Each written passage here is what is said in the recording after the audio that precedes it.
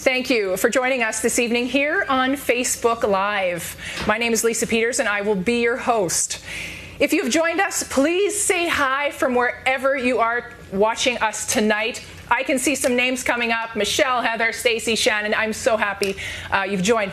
Please like and share this live feed to spread the awareness. I want to first thank the people that assisted in getting this message out so fast. IKS Media and Technology was my first call. I asked for help, and Paul said yes. I then called 3 friends, and I asked for help. Kevin at Freeze Tolman Lumber, Terry at Mercedes-Benz of Regina, and Tim at Young's Equipment. And without even a hesitation, they said, yes, we want to help. Thank you to them. We are here today to talk about our youth and the effects of social isolation, and then to ensure we are taking care of them and promoting mental wellness. I want to acknowledge that social isolation affects us all. However, studies show that elderly and youth are affected the most. But today, we are focusing our conversation on our youth. March 2020 was a time we will remember for a long time. Our world went into shutdown and we were told to isolate. Days turned to weeks, turned to months, and now it's a blur. It's been 13 weeks.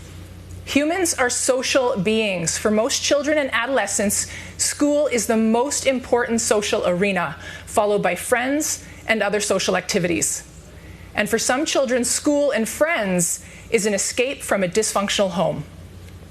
Today we will meet Stacey Adelman, a registered psychologist and owner of Joshua Tree Learning Centre, to talk about the effects of social isolation and how we will get through it. As well as football coach Pete Paczko is here to have a conversation into sports and our youth. We will then stream in Mental Wellness 30 course instructors, Elaina and Alexis from the SunWest Distance Learning Centre, to talk about the importance of proactive mental health awareness. Please pop in your questions anytime. And again, just say hi. We have a large screen. We can see them coming in. I just saw Laura Lee Roseno from Edmonton. Thank you so much for joining us. So we are now going to talk to Stacey. Thanks for joining us. Hi, thanks for having me. Oh, you know, it's amazing how when you make that first phone call, because this happened Friday, just Friday, and it was like, I called you, I called Pete, I got a hold of it, like, it happened. Yeah. Because we need to talk about it. Yeah, we do. So, from your point of view, what is social isolation, and good, bad? Well, social isolation is when we retreat, right? We come inward, we're away from people, we're away from our loved ones, we're on our own, we're alone, and we're not necessarily connecting with others. Is it good or is it bad? It can be both. Some people really rejuvenate in social isolation, right? That's how we get our energy back. Can it be bad? Yeah, when it's out of balance and we withdraw too much, we retreat too much, that can really become problematic for our mental health. So it's always about finding the balance, right? Yeah. And I mean, and that's what brought us here today. Yeah. So earlier I had noted about elderly, and I had noted the youth, and I said, you know, both are very affected.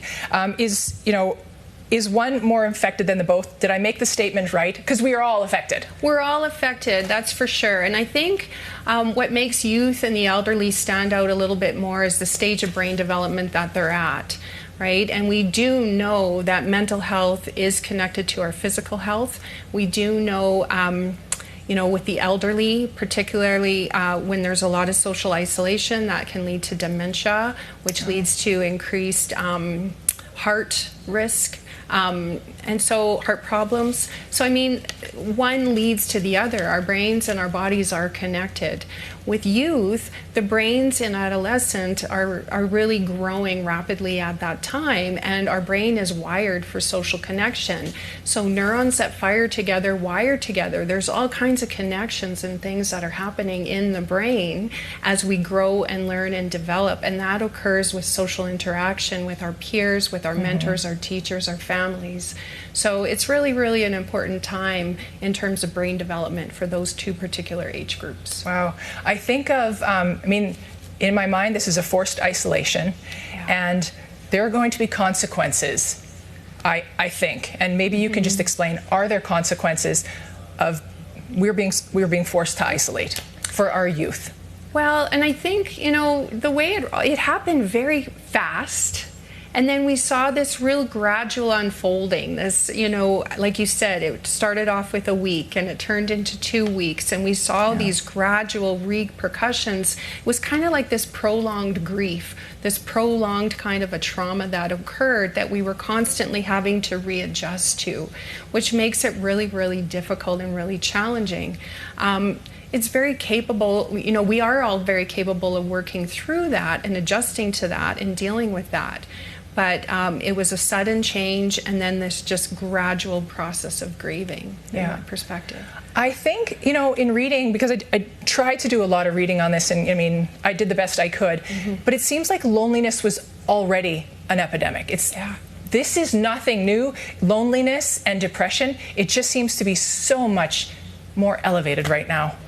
Yeah, and there's a lot of theories as to why that is. And technology has come into the conversation a lot. How much are we engaging with our kids, with our peers, with our, with our mentors? Is social, is technology getting in the way of that a little bit? It becomes easier sometimes to communicate through a screen, and what's the, the authenticity of that? So, there's a lot of, we do tend to withdraw, and we are seeing greater and greater numbers of people experiencing loneliness. Do you think, I think this is a rhetorical, it's just a question, but there is a direct link between loneliness and mental health. Absolutely. And absolutely. Can you just put it into words for us? Just what happens to our brains? Well, it's like, we said earlier, the neurons that fire together, wire together. Our brains are wired for connection. We are not meant to live in isolation. We are social creatures, and we learn about ourselves by interacting with other people, and that's how our brains grow and develop. And so it's really, really critical from a brain perspective, that we engage in activities that do that. It affects our motivation. It affects places we find joy in the world, right? Connection is critically important for our development. So when March 2020 hits, what happened to you? You were a psychologist. Did you go blank for a while, or did you transition to online? I was pretty stunned and trying to figure out, okay, what's the best way to do this? How am I going to keep our clients safe? What's considered an overreaction? How seriously do we have to take this? How long will it be? How do I support my team through this? How do I get everybody online? What are the ethics of going online? How will I maintain confidentiality? So my brain was just whirling, trying to make sure, okay, again, adjusting and changing, and how is this going to look, and how are we going to make it happen fast? Yeah. Now, the first time we ever met, you had come on my show, we focused on children. You know, I see you as a child psychologist, and for any viewer that's watching, I've actually seen Stacey as a psychologist, and she says you don't have to say that, and I'm like, I can say that. And but you came on as, the child psychologist. So when COVID hit, what happened to those children? Are they still coming to you? Or are they like, you know what, I don't want to talk by phone, I'm not comfortable with that? Or what happened to them? It's been a 50-50. There's been some kids that really adapted well to working online, and we were able to really get creative and adjust our learning online. We maybe had to shorten some of our sessions, do them more frequently, but we had to get creative, and it provided an opportunity to get to know kids in a different way when they're coming to you from their homes, right? So that was really a beneficial kind of an experience for both of us. Some individuals were not comfortable on screen, were not comfortable on the phone, and felt like it would be better to wait. So for some of those individuals, I found it most effective, to really work primarily with parents on how to support their kids at this time. So it was just really working with individuals and what they were bringing to this experience. Yeah, and I'm glad you brought up parents, because in my household, I own an event management firm. I'm done. Like, it hit, and I'm possibly done for another year, with no events. And I have been through, I've been depressed, I've been through just the stages of grief. I have been angry, I have been, I feel guilty, I have been through it all, ups and downs, and we've talked about that. But I think I have tried to be, number one, a great mom for my children, because they're home and I have to take care of them. Yeah. What about those parents? There's parents out there that are losing their own minds. They've lost their jobs. There is no money coming. They have their own anxiety. Are we putting it on our children? It is, and that's part of it. The problems that we're finding is that we've all been put into our homes together, which can be a really great opportunity, and it can also be a very stressful one. There's individuals that have lost their livelihoods, their businesses, they've been laid off from work. All of those things create an enormous amount of stress and pressure on the family system. And as parents, it becomes a real challenge to monitor and manage our own wellness, because that in turn really does help our kids manage theirs. You can't always teach that, you got to show it. And when we show it, kids see that. Yeah, we need to, and I think of our own family and the things we're doing every day, and the constant, I'm going to say constant love. Yeah. I don't know if it's constant love, but it's just watching them and making sure we're good. And my husband's full-time plus, because he's working a lot. And I just want to make it good to be at home, so that our kids see it's okay. Yes. We are not freaking out, because I think social media, if they're on social media, there's a lot out there, and I'm seeing social media get a little angry. People are getting angry at each other, even your friends, and there's a little bit of biting going on, and my kids see that. Yeah. And then the anxiety rises. Do you think that there is a future epidemic PTSD for our youth? Well, I don't know that I would call it PTSD, but there's certainly a level of trauma that's been experienced due to isolation. And I think there's been trauma experienced, when we talk about financial losses in the family and the stress that brings with it. When we talk about the stress, parents' mental health issues, perhaps increases in domestic violence, perhaps increases in substance abuse. That's all traumatic. So we're seeing levels of trauma that, this could definitely manifest into more anxiety and depression. But what's really important to understand about trauma is, trauma does affect us this way, and life is full of trauma. We're going to experience it again in some other capacity.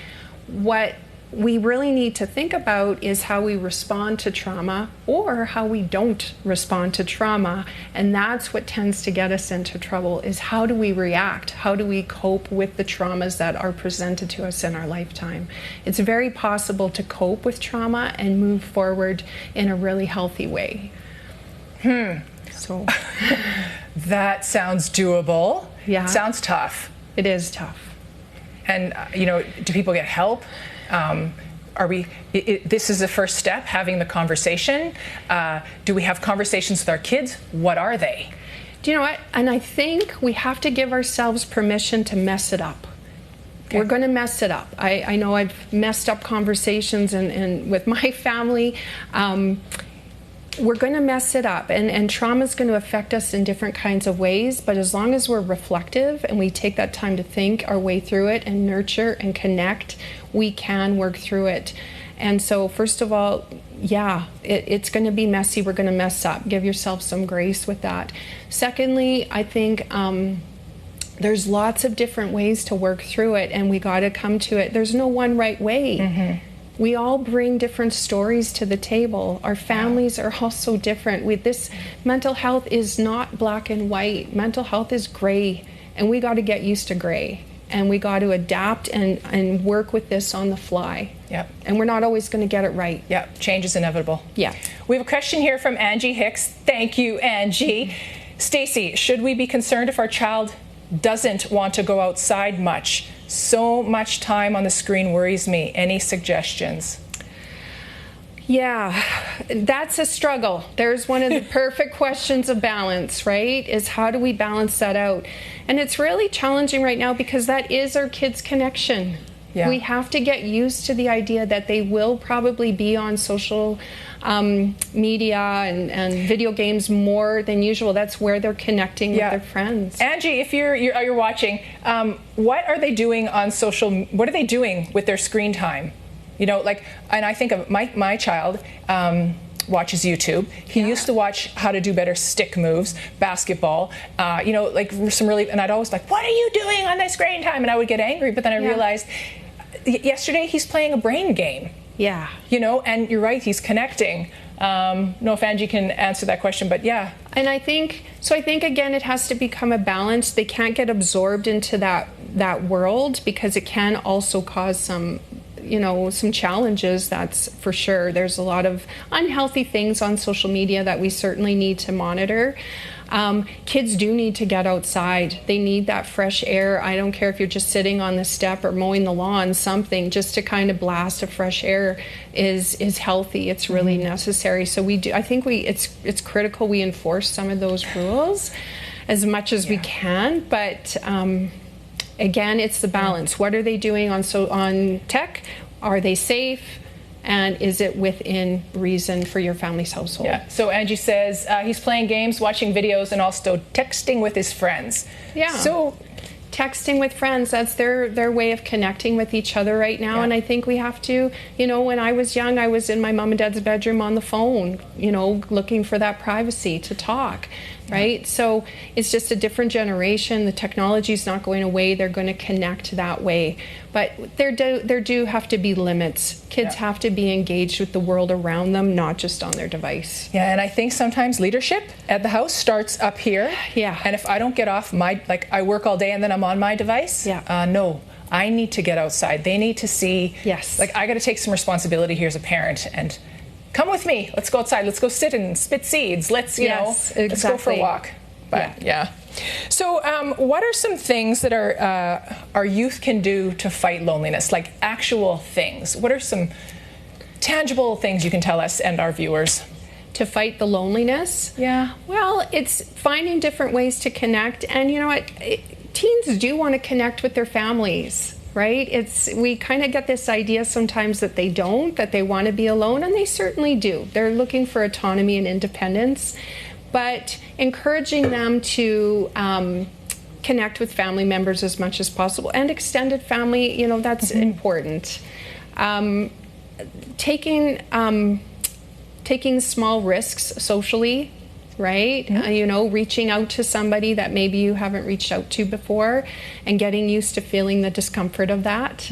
But then it's also getting used to basically becoming your own best friend, right? Rediscovering some parts of yourself that you've never really discovered before. So for example, maybe sports have been canceled. Where, how can we discover this love of photography that maybe we weren't nurturing before? Maybe a love of art, maybe learning the ukulele, I don't know. Something where you've always kind of wanted to do that but never made the time to do it. Those are small things that, if you're feeling up to it, can be really helpful. Yeah, I mean, as I mentioned, I had seen you, everyone talks about journaling. Yeah. And I actually have in my purse here today, because I read my journal last night from 1985. Okay. I have kept one. It's hilarious. But I journaled, and I was 16 years old. Yeah. I was 16 in 1985. Yeah. Do the math on that. So journaling is something.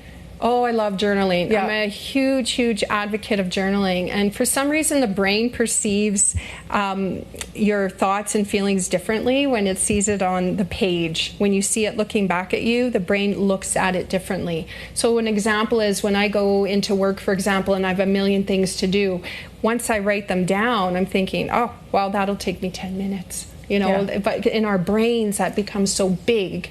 And so journaling is a really, really nice way of processing feelings and emotions. Yeah, I was just looking at other things. I've started the gratitude journal. Awesome. But you talked about just gratitude for other people and helping other people. Volunteering to call someone.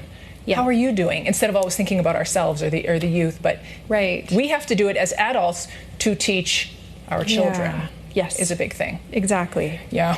Is there anything we have missed? I know I really wanted to touch on the parents' responsibility, which we did. You've given some cool tips on loneliness. I think something I'm really quite passionate about too is when we talk about loneliness or we talk about mental health, for example, we often we encourage people to talk about it. And we do. We want to encourage that as much as possible. But I think we have to be cognizant of the fact that not everybody's comfortable with that. Not everybody's ready to do that. So how do we deal with, how do we foster mental health when I'm not somebody who's going to call somebody to talk? What do I do then? And I think it's really important we think of our creativity. Creative outlets are extremely healing for the brain. I think it's really important we engage in some kind of physical activity. I'm a real advocate of yoga for the mind and the body connection because our bodies hang on to trauma, so we can use our bodies as a way to release trauma. So try to think of your body holistically and not just the idea of, I need to talk about my loneliness to someone. Yeah, and you know what? Loneliness is not always bad.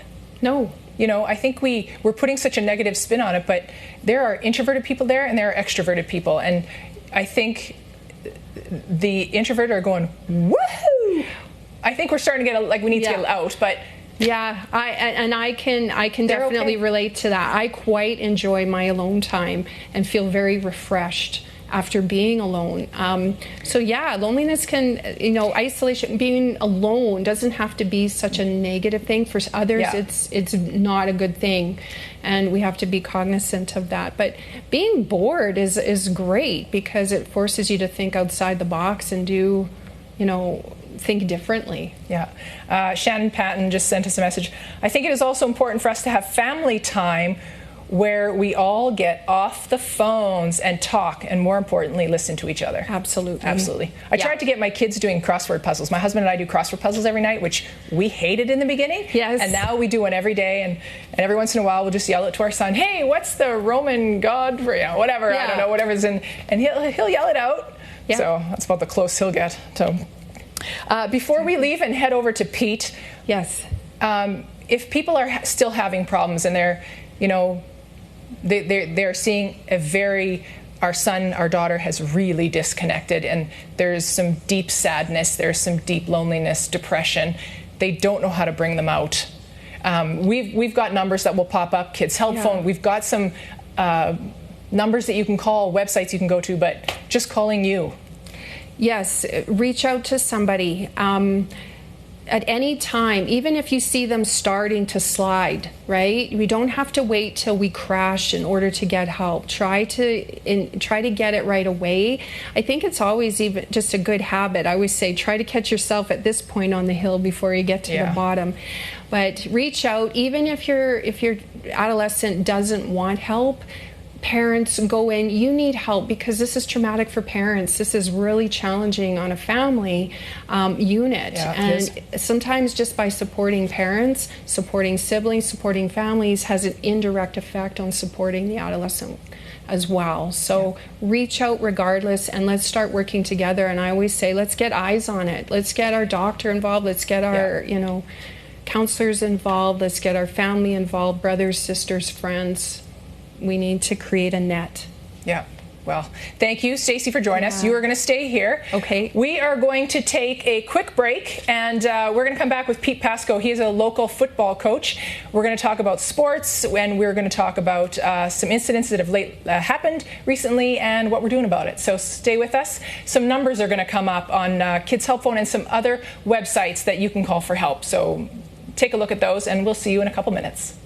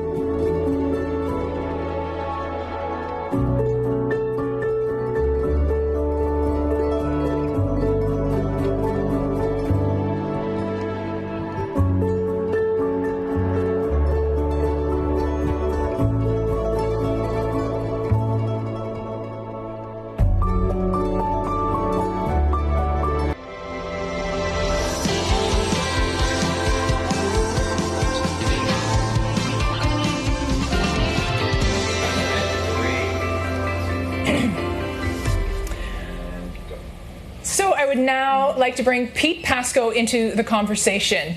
Pete and I met working media a million years ago and have kept in touch through friends and social media ever since. Pete hosts a sports show called Locker Talk. As well, Pete is a high school football coach for Winston Knoll.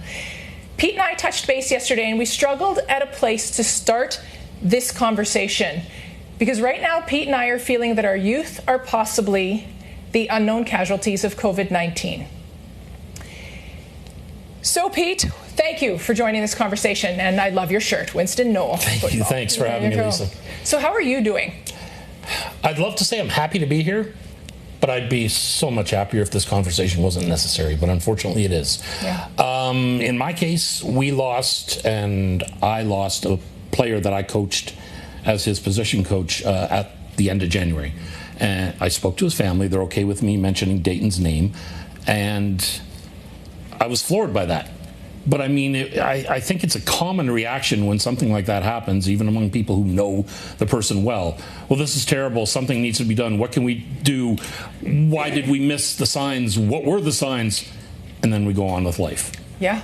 But this has now happened 3 times since then, just in Regina. 4th, if you include a player that played university football. 5, if you include a player that played for the U of S Huskies in Saskatoon. Oh my gosh. I don't know if it's an epidemic, but it's got to stop, or at least we have to start saving some of these kids. Yeah. How long have you been a coach, Pete? If we have a season, this is going to be season 13. Wow. 13. Yeah. Great number. Lucky number 13. Lucky number 13. So when we talked yesterday, and we were struggling I don't even know how to start this conversation. Why or when did sports change, or did it even change? Like, is it any different now when we played in 1985, you know, those 1980s, to now? Has it changed? Yes, it has. Not so much the playing of the sport and the camaraderie that we hope to build. That's still there to varying degrees, and I mean, each team has a different dynamic, and some teams aren't that very good. Yep. But if you're having a bad day on the sports field, or you're having a bad day with your teammates, in my day, back in 1990, you'd go home and you could chill out with your family and the dog and be alone with your thoughts and not have to worry about it until the next day, or be alone for the weekend. You can't anymore. Yeah. If you had a bad game, someone's going to be on you on social media as a kid, and home might not be an escape from that. It might be your parents who are on you. It might be your teammates, although they shouldn't be. They might be. Hopefully it's not your coaches, because that's just awful to think about. But yeah, it could be your community. Yeah. If you're a small enough community. Sports, football, all sports should be a safe space, but they're not always. Yeah. We talked a lot about, and I don't know if it's any different, because I remember in 1980 something, I was identified by a Canadian team to play basketball. Pretty much a letter, and it disappeared. Right? Kids are being identified now. They're being followed. They're signing earlier. They're expected to be perfection. We are expecting them to be perfect. I hate to say this, but kids are almost a product. Young athletes are a product, and they're being identified much earlier than they used to be. I mean, I'll take my example, football. Football used to be, you played in the fall, you win, you lose, your last game's over, you put your stuff away, and you're done. Maybe you work out with your friends in the winter, but football's over. Not anymore. Football's year-round now. There are spring leagues, there are winter camps, there are winter teams, and those winter teams are teams with cuts. You have to try out, you have to make it, and then you travel, and there's an enormous amount of pressure. There's also an enormous amount of prestige, which creates its own set of problems, I think. Yeah. And yeah, it's all the time. There's no escape. Yeah, and this is not just football, Pete. This is so many sports that are just all year. We are taping this show literally right next door to an academy that teaches baseball skills year-round, including during the winter. I mean, if you want, and that's the common thought now, if you want to excel at a sport, you've got to commit yourself to it year-round and forget about everything else. If you want to play in the show, you're on the ice. I've had young kids, 9, 10 years of age, come up to me when I was coaching that age group in tears because they were going to miss a football practice that week because of hockey tryouts. And they couldn't balance the two, and they were so upset. I just thought, what is wrong with our priorities? I mean, of course you're going to miss football. Go with my blessing. Yeah. But so we have this need for perfection, you know, and we've built up that star player that, you know, and then he got cut. That's when I think things start to happen. And it's not just he got cut from the team. That could happen. There are different kinds of cuts. There are different kinds of cuts. He got rejected he got rejected, but he can get rejected from a lot of things. And I think, Stacey, like you can, as a human, you can get rejected in a relationship, rejected in a sport, you can get rejected from your parents, you can get rejected from your, you know, it's a rejection, and you're probably seeing that. Well, you touched on it. Some of these kids have never lost at anything in their lives. They've always been the best player on their team growing up. They've been told they're special and they're destined for stardom.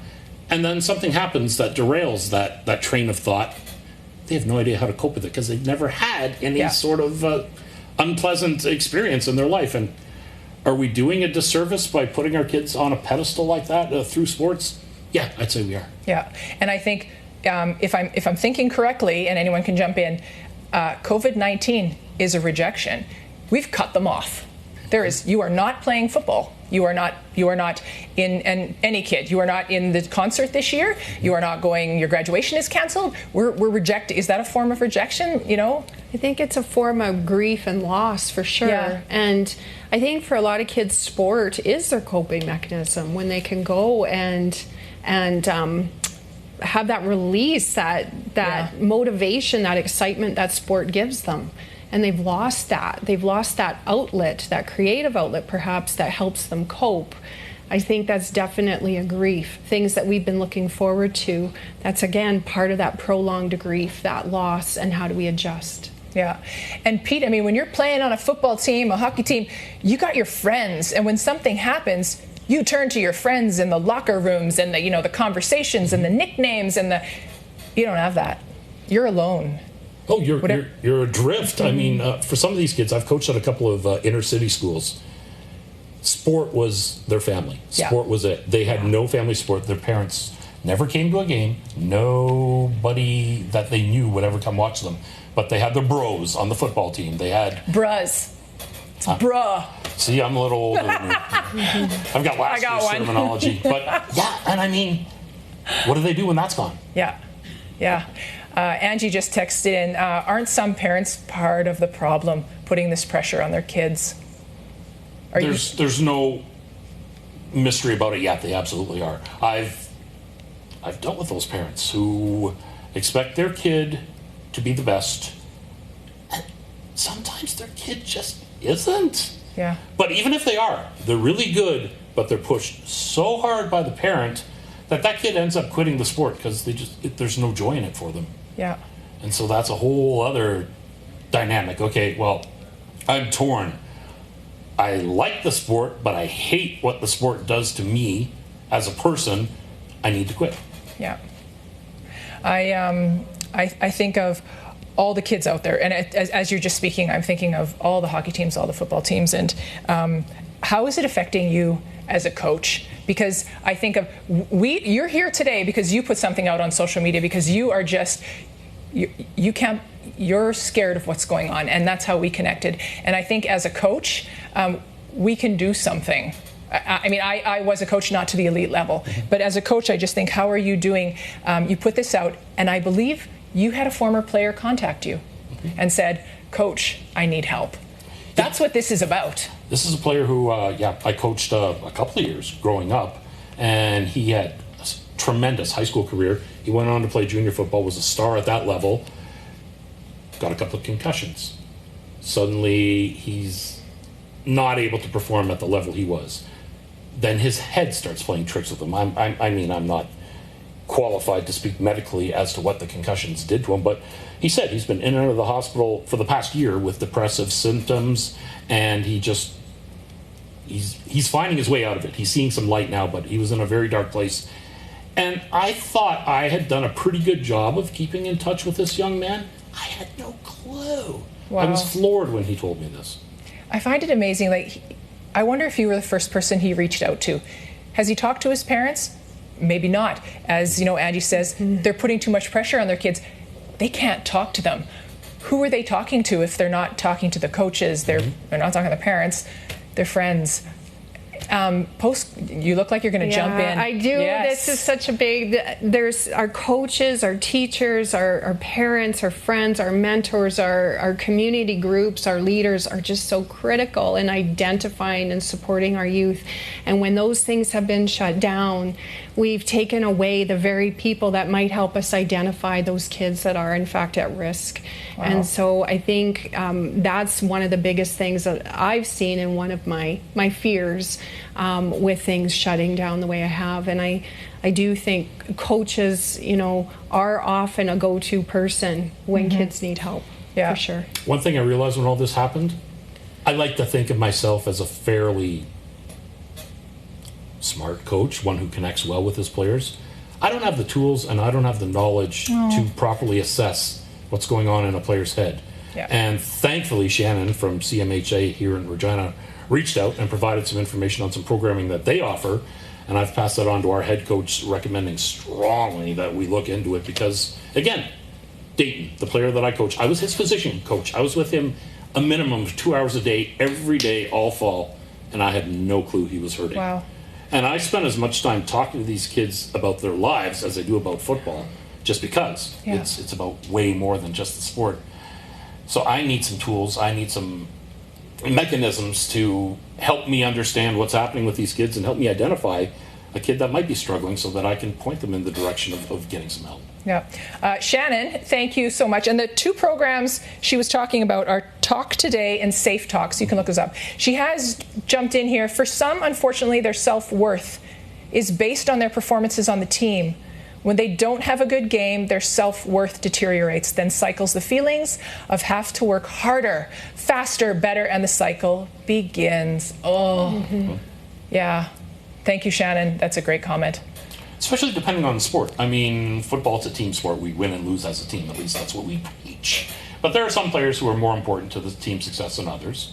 That's just a fact of life. And if that player struggles, he, depending on how much pressure he puts on himself or herself, depending on the sport, and I've coached women's football as well, so that's obviously applicable. They feel they've let the entire team down and the entire world down if they haven't had a game that's up to their standard of excellence. And that's just so unfair and so unnecessary. Yeah, it is a weight on your shoulder that I have put on myself because I had a bad game. There was, when I think of hockey and I think of a goalie, there are 5 people in front of that goalie that should have stopped that puck. It's not the goalie's fault.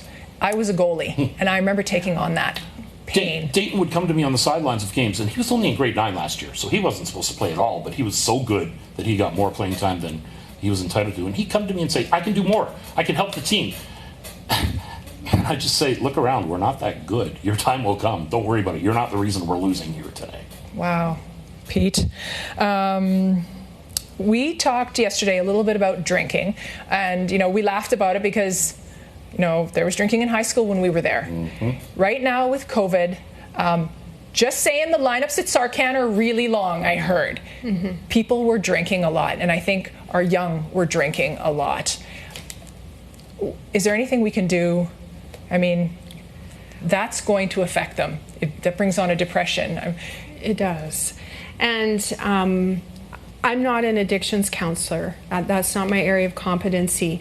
What I do know, though, is that when we don't develop coping strategies for feeling that level of discomfort, the feeling of failure, those ugly feelings that we have that we don't like, it's easy to go to substances because that numbs it for us, and we don't have to. Yeah. Right? And so times when it gets overwhelming, too much, the sadness, those are things that often tend to happen to help take the edge off. Yeah. That's interesting that you noted that, because I heard that parents who are on anxiety meds, Ativan, and I'm not sure of all that because I'm not on them, so I don't know them, they're giving them to their kids for their anxiety. I'm going to, and my friend who was telling me this, like, you're giving your kids your drugs. Are you a drug? That's terrible. Yeah, it's not... Like you said, learn to cope. Get the tools to deal with this. Yeah, and I mean, any medication prescribed should come from a physician, because the dosaging and everything for teens and adolescents may be very different than for an adult. There's a lot that goes into that decision for medication. We have to leave that decision up to the medical professionals in a conversation with parents and the child. So no, I wouldn't recommend that. I always love to, work on coping strategies, and how do we learn to manage discomfort? How do we learn to manage the fear of failure and rejection and all that yuckiness that is part of the human experience? We have to feel it to heal it. You have to go through that. Yeah. I'm going to share an example of, I was 16 years old. It was June 1986 in my diary. And I was 16. Was going to go to the awards night. Wasn't comfortable. I didn't win anything that night, and I was so sad and so embarrassed and just unhappy, depressed. 2 weeks later, I tried out for a provincial team, going to Vancouver, Expo 86, so excited. I got cut. I was devastated, just that depression. I'm worth nothing. I have no reason to live, whatever. 2 weeks later, so this is all in the month of June, I had to get a job, got a job at Burger King. The whole team walks in, that the team I didn't make, they came in for lunch. Ouch. I'm humiliated. So in my diary, that night, number one, I called a friend. I had the tool to call a friend. That friend stayed with me on the phone for 3 hours. And what I wrote in my book, I wrote about not seeing a future. I wrote about not seeing a light. I wrote it all, depression. And he stayed with me on the phone for 3 hours. And just, and so I got on the phone, I journaled, and then I went for a run. And I think I had those tools, but I think if I wouldn't have had the tools right now, we got 16-year-olds dealing with these issues. If we don't deal with them now, they're going to come back when we're an adult. We may sort of mask them over. This all opens up, we mask. But you know what? I had a daughter and I went into postpartum depression, cried for 6 months. Yeah. And again, I have to deal with it. But I'm looking at our youth going, are you dealing with it, or is your parent giving you Ativan? Or are you calling your friends? Oh, I'm scared for them. Potentially deadly mix. I mean, the age group we're talking about, they have limited life experience. To us sitting so here much. now, okay, so-and-so dumped you, move on. Right. But to them, it's the end of their world. It is the end. Yes. You've worked all summer to make the football team. You didn't make it. Oh, well, Michael Jordan got cut in high school. Try again next year. But to them, again, it's the end of their world. It's the end of their dream because they haven't experienced that before. Yeah.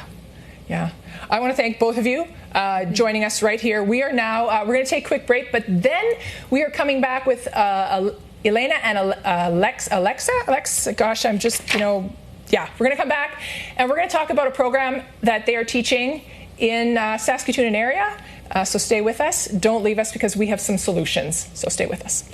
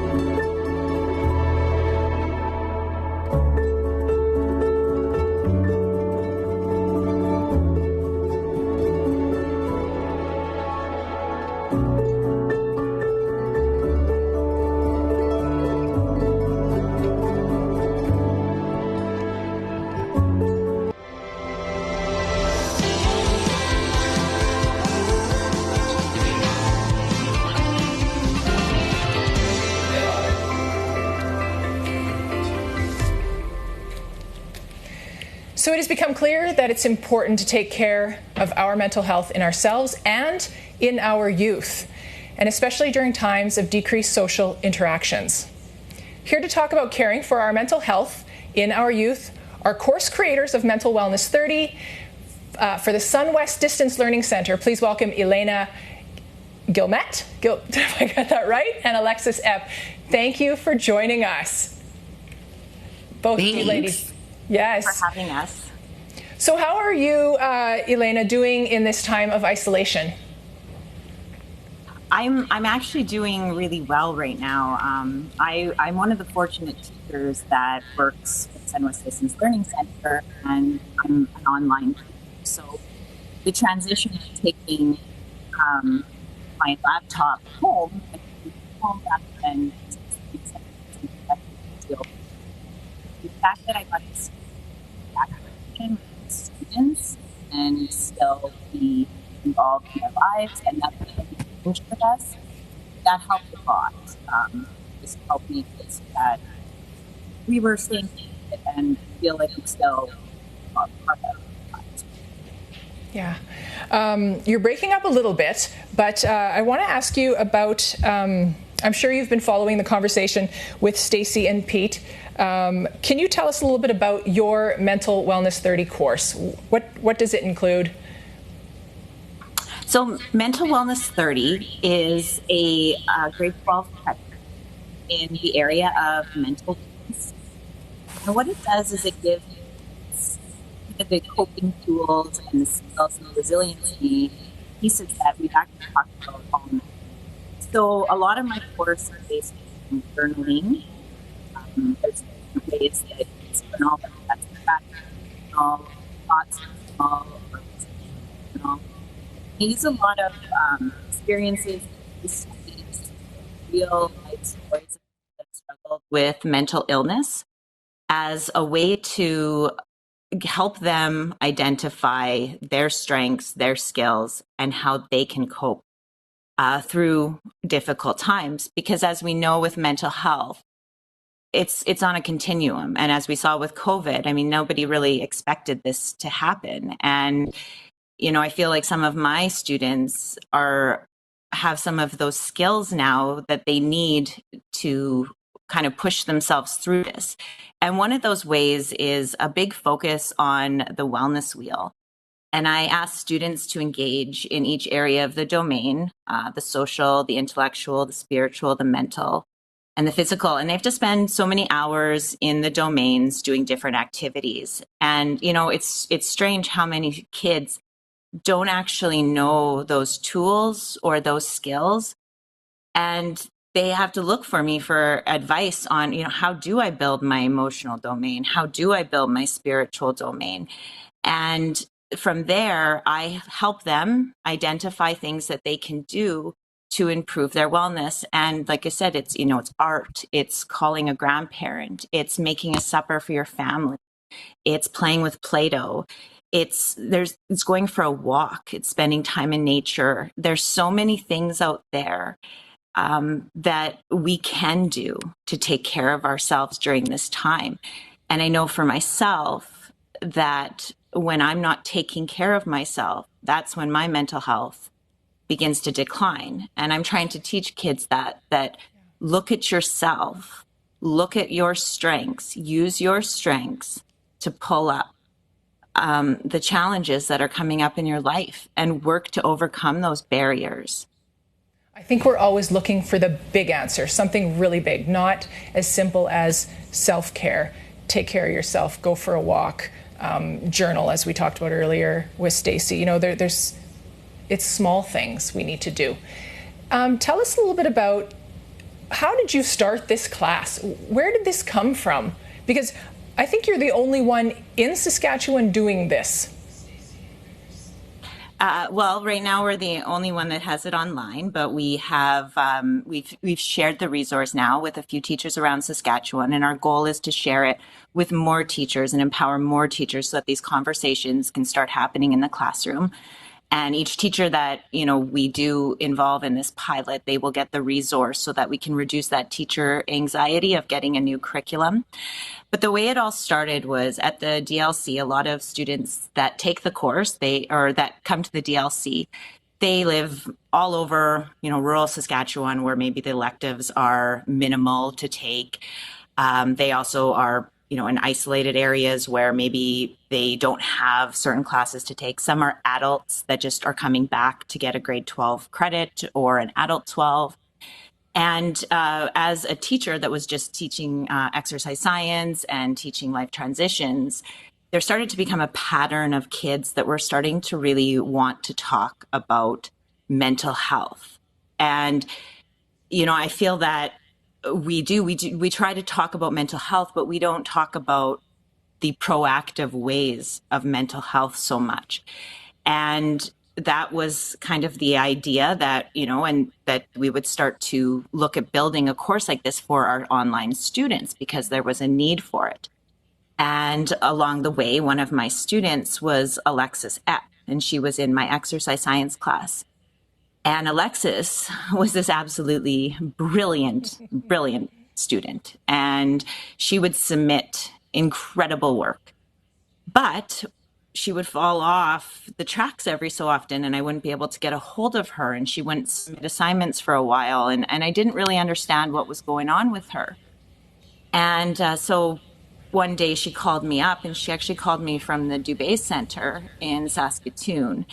And we talked about, her challenges and what was going on. And, she just needed this credit for her adult 12, but she's struggling with her mental health and what's going on in her life. And I just thought, what if there was a way to give a kid a credit for the amount of work they are putting into their mental health? Because it was so much. She was spending hours, with counselors and psychologists and doctors, and none of that is being accredited for. Mm-hmm. And that really is self-care. And that is really one of the most important things that we need to start talking about, is taking care of ourselves. Yeah. And so and then I went and visited with Alexis, and we decided that this was something we wanted to take on. Good. So Alexis, thank you for joining us. Yeah, thank you.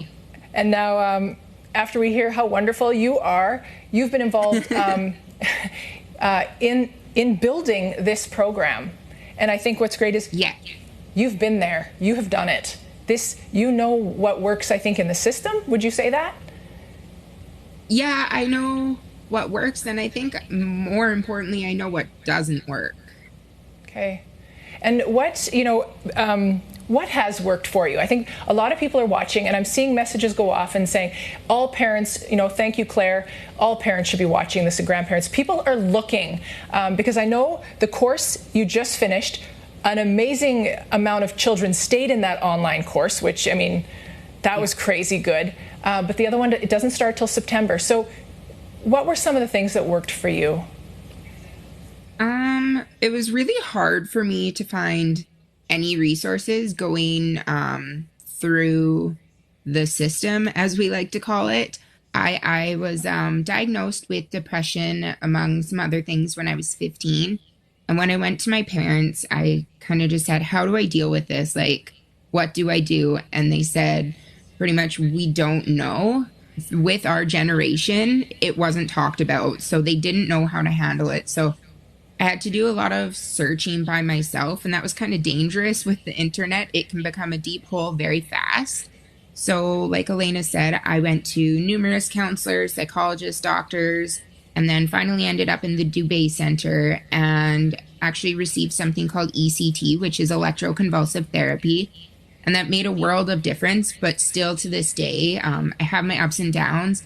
And I use a lot of coping strategies that I've actually included throughout the course. I've read lots of books and done my research. And one of my favorite things is cognitive behavioral therapy, which is CBT. Wow. And so what that is it's pretty much retraining your brain's thoughts. Wow. It sounds like you have been through a journey, Alexis. Yeah. So now, what is your role with, because I believe, we talked earlier, you are a nanny. You had mentioned earlier, you have some other jobs. What is your role right now with the course, the Mental Wellness 30 course? Yeah, so within the course, I actually am a peer support. I was trained by CMHA. So a peer support is, I know as a youth myself, a lot of the times I didn't feel comfortable talking to adults and I didn't know where to turn. And when I went to turn to my friends, they're like, we don't know what to tell you. Like, you're not normal. So I shut down a lot and just kept to myself. So when I heard about peer support, I thought it was a super amazing thing. And it's not a counselor. It's not someone who's going to give you medical advice. It's pretty much just someone who's going to listen to your problems and a safe space that you can vent to. So that's my role within the course. And then Elaina and I and our online counselor travel throughout our different pilot places and kind of just talk to the students and I share my story a lot with different schools and communities and just show that it's okay to not be okay. And I mean, I made it through it. I was in a very dark place and I came out of there. So just showing them that there's hope. There's like, you can have resiliency. I hope you go back to read some of the comments coming up, because people are just loving you and just saying thank you for sharing your story. Because I think when kids want to call someone, they want to talk to someone who knows what they've dealt with, what they're feeling, because, you know. Oh, absolutely. A lot of the times you can go to people and explain your problems and they're like, well, this is how you should fix it, or this is how you should fix it. And a lot of the time that's not what we need. We just need someone to listen. I don't want advice. Yeah. That is great advice. Just listen. Oh, go ahead, Elaina. I was just going to say, and with Alexis being there, it just gives kids just somebody else to talk to. And we're so thankful to RBC for funding us this year so that we could have that online counselor and that online peer support, because you just never know what a kid is going through, and just having somebody to listen. And I think that's why a lot of the kids really enjoy the courses. They listen to Saskatchewan people that have lived with mental illness, different youth and different adults, and they just get to listen, and then they get to write in the forum, and they get to read everybody's posts in the forum, and it becomes a real community of learning. And they're learning from other students, and they're learning from everybody within, and it's a really neat place to open up the conversation about this. Great. Now, I know that you and Alexis are only two people. You have trained a few more teachers in Saskatchewan. Your goal is to keep going and training. If we have someone watching tonight and they're like, I would absolutely love to take this, they're from Regina or surrounding area, anywhere, can they call you? This is just Saskatchewan for right now?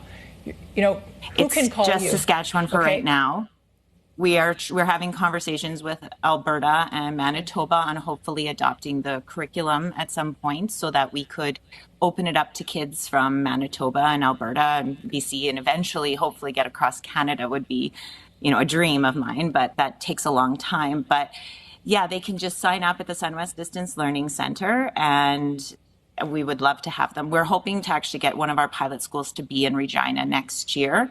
And then that way we would give that teacher that resource, and we would hope to open up at least 10 spots free from RBC for some kids from Regina to take the course. Good. I think what you're doing is amazing, because I think teachers are not equipped. They are fantastic teachers. They are not equipped to deal with something like this. And so that something you have created here, it's your course, I just want to congratulate you. And there lots of people are just saying thank you so much for what you're doing. Any final thoughts, any big dreams you have, shout outs that you would like to add? I've got so many. I mean, Shannon's the reason I'm here today. I mean, I've got all the speakers in the course that have helped. I've got the SunWest Distance Learning Centre that has taken this idea and made it into something so amazing. RBC for funding us. We wouldn't be able to do half the things we're doing without RBC. But yeah, we're really just trying to get this in every school across Saskatchewan. I mean, my pilot schools that I had in Meadow Lake, the kids did so well in there. Kindersley, Bigger, the reflections from these kids want to talk about this. And we're so scared that we're going to trigger these kids and that we're going to set them off. But really, that's not what we're doing. We're opening up the conversation. We're talking about it so that these kids don't feel isolated, so they don't feel alone, so that they do want to reach out. And that's part of it, is just feeling confident and comfortable reaching out when you are struggling, because mental illness is isolating. It's so isolating. You feel like you're the only person that's going through this.